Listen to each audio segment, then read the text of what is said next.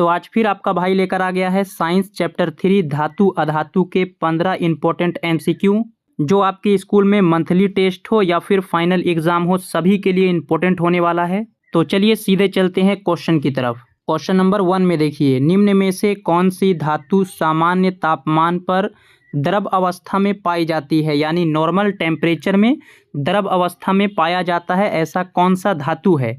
Explanation में देखिए, यहीं से आप लोगों को आंसर मिल जाएगा। पारा एकमात्र ऐसा धातु है जो कमरे के तापमान पर तरल यानी द्रव अवस्था में पाया जाता है।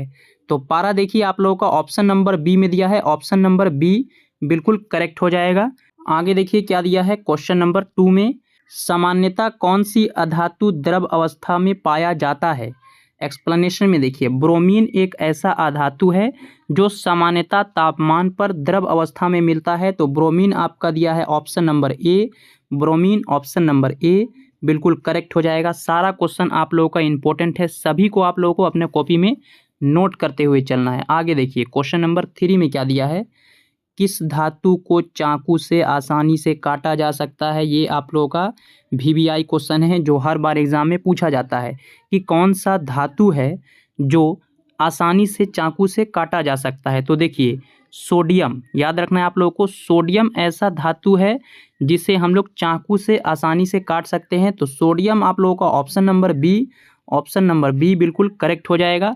चलिए अब हम लोग आगे बढ़ते हैं क्वेश्चन नंबर 4 में, एल्यूमिनियम ऑक्साइड और जिंक ऑक्साइड की प्रकृति कैसी होती है। एक्सप्लेनेशन में देखिए, ये ऑक्साइड अम्ल और क्षार दोनों के साथ अभिक्रिया करते हैं, इसीलिए हम लोग इसको बोलेंगे उभयधर्मी। जो अम्ल और क्षार दोनों के साथ अभिक्रिया करेगा उसको हम लोग उभयधर्मी बोलेंगे, यानी ऑप्शन नंबर डी बिल्कुल करेक्ट हो जाएगा। आगे चलिए क्वेश्चन नंबर 5 में, अगर आप हमारी वीडियो को पहली बार देख रहे हैं तो मैंने अपने चैनल पर चैप्टर नंबर 1 और 2 का 15 इंपॉर्टेंट एमसीक्यू अपलोड कर दिया है, तो आप लोग जाकर देख सकते हैं। अब चलिए हम लोग क्वेश्चन नंबर 5 में देखते हैं, सबसे अधिक आघातवर्धनीय धातु कौन सी मानी जाती है। एक्सप्लेनेशन में देखिए, सोना, याद रखना है, सोना अत्यधिक पतली चादरों में बदला जा सकता है, इसीलिए यह सबसे अधिक आघातवर्धनीय धातु है। तो सोना आप लोगों का ऑप्शन नंबर बी, याद रखना है, सोना से हम लोग पतला चादर बना सकते हैं, इसीलिए सबसे ज़्यादा आघातवर्धनीय धातु सोना हो जाएगा। आगे चलिए क्वेश्चन नंबर 6 में, खाद्य पदार्थ के डिब्बों पर टीन की परत चढ़ाने का मुख्य कारण क्या है। एक्सप्लेनेशन में देखिए, टीन भोजन के साथ जल्दी प्रतिक्रिया नहीं करता है, बस यही कारण है कि इसका उपयोग खाद्य पदार्थ के डिब्बे के ऊपर परत चढ़ाने के रूप में किया जाता है। तो इसका आंसर हो जाएगा टीन कम अभिक्रियाशील है, टीन कम अभिक्रियाशील है, ऑप्शन नंबर सी बिल्कुल करेक्ट हो जाएगा। आगे देखिए क्वेश्चन नंबर 7 में क्या दिया है, अभिक्रियाशीलता श्रेणी में सबसे अधिक सक्रिय धातु कौन सी है। एक्सप्लेनेशन में देखिए, पोटेशियम अत्यधिक अभिक्रियाशील धातु है और ये पानी के साथ बहुत तेजी से अभिक्रिया करती है। तो कौन सा हो जाएगा, पोटेशियम। पोटेशियम आपका ऑप्शन नंबर सी बिल्कुल करेक्ट हो जाएगा।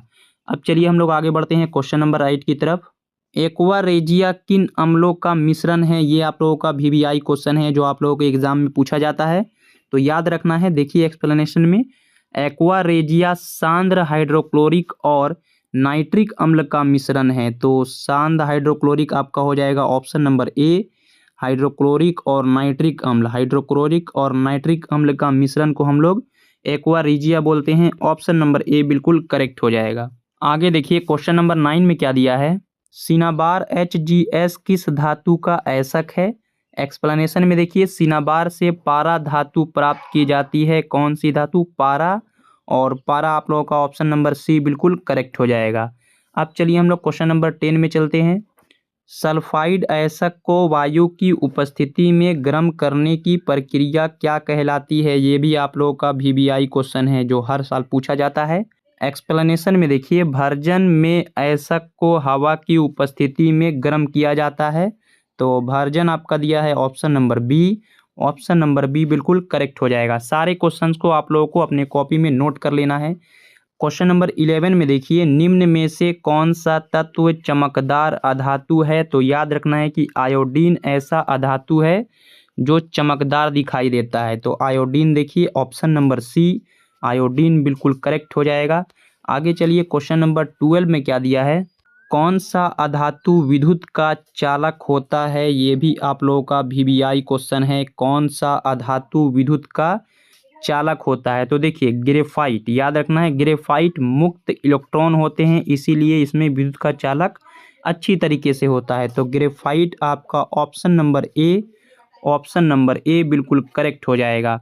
आगे चलिए क्वेश्चन नंबर 13 में, लोहे पर जस्ते जिंक की परत चढ़ाने की प्रक्रिया क्या कहलाती है? तो देखिए गैल्वेनीकरण, लोहे पर परत चढ़ाने की प्रक्रिया गैल्वेनीकरण, ऑप्शन नंबर बी बिल्कुल करेक्ट हो जाएगा। सारे क्वेश्चंस को आप लोगों को नोट कर लेना है। ये क्वेश्चन आपके हाफ ईयरली एग्जाम हो या मंथली टेस्ट हो या फाइनल एग्जाम हो, सभी में काम आने वाला है। क्वेश्चन नंबर 14 में देखिए, पीतल ब्रास किन धातुओं का मिश्रण है? तो याद रखना है कि पीतल तांबा और जिंक का मिश्रण है। तांबा और जिंक आपका ऑप्शन नंबर बी में दिया है, ऑप्शन नंबर बी बिल्कुल करेक्ट हो जाएगा। आगे देखिए क्वेश्चन नंबर 15 यानी लास्ट क्वेश्चंस में क्या दिया है, शोल्डर नामक मिश्र धातु किन धातुओं से बनती है? तो याद रखना है कि ये सीसा और टीन से बनता है, ऑप्शन नंबर ए बिल्कुल करेक्ट हो जाएगा। तो अगर आपने पूरा वीडियो को देख लिया है तो वीडियो को एक लाइक कर दीजिए और चैनल पर नए हैं तो सब्सक्राइब कर लीजिएगा। और अगर ऐसे ही आप लोगों को चैप्टर वाइज चाहिए MCQ तो आप लोग कमेंट जरूर करिएगा, ताकि मुझे पता चल जाए कि हाँ आप लोगों को इस चैप्टर वाइज MCQ की ज़रूरत है। धन्यवाद।